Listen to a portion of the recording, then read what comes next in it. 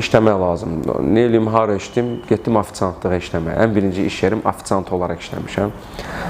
Bir dənə kafe idi, Xalqlar tərəfdə, Əhməd tərəfdə, Ordubad kafesi. Reklamlar getmir. Desən yoxdur o kafe indi.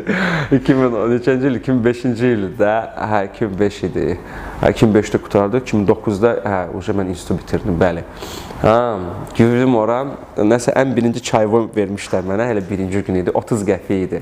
İndi çox yerlərdə danışmışam onu da, necə sevinirdim 30 qəfiyə.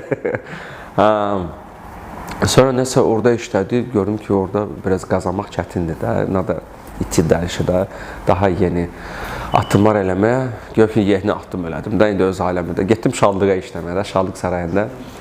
Şadlıq sarayında işlədim uzun müddət, yəni deyə də, bir il mi işlədim, il yarım belə hardasa işlədim. Və işləyəndə də elə həvəslə işləyirdim.